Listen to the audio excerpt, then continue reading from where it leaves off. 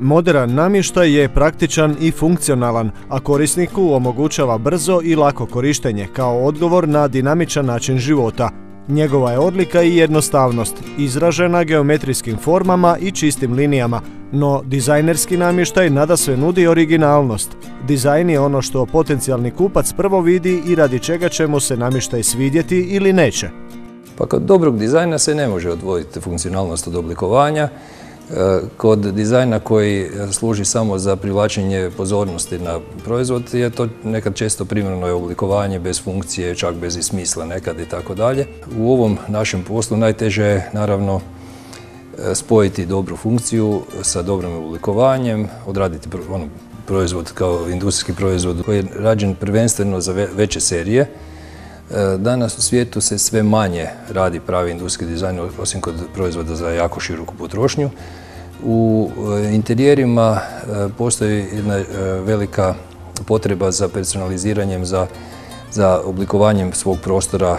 A dizajnerski proizvodi proizvode se u manjim serijama i namijenjeni su upravo korisnicima koji namještaj žele prilagoditi svojim potrebama, navikama i specifičnosti svog životnog prostora.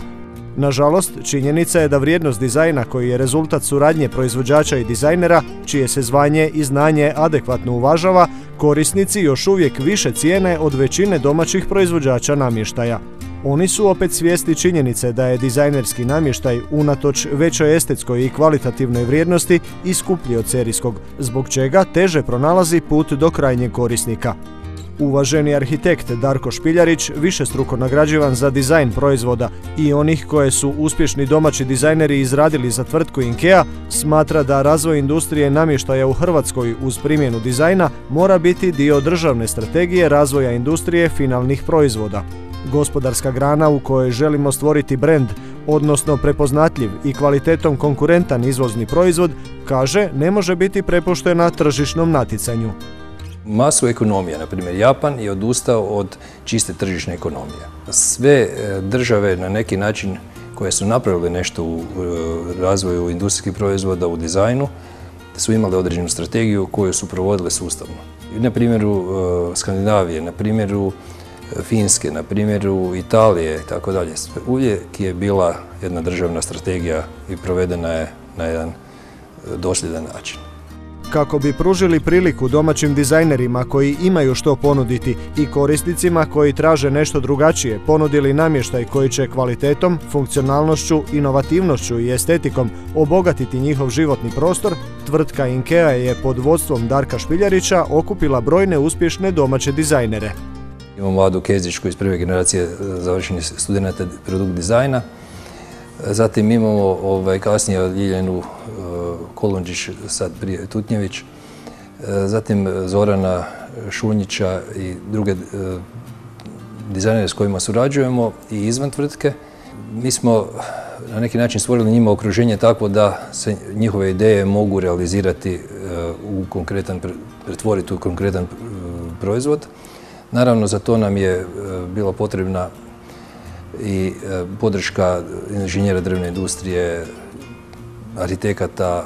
A kako bi došli do proizvoda koji je dobro oblikovan, funkcionalan i tržišno prihvatljiv, a uz to i maksimalno prilagođen korisniku, u snažnom dizajnersko-razvojnom timu našao se čak i psiholog.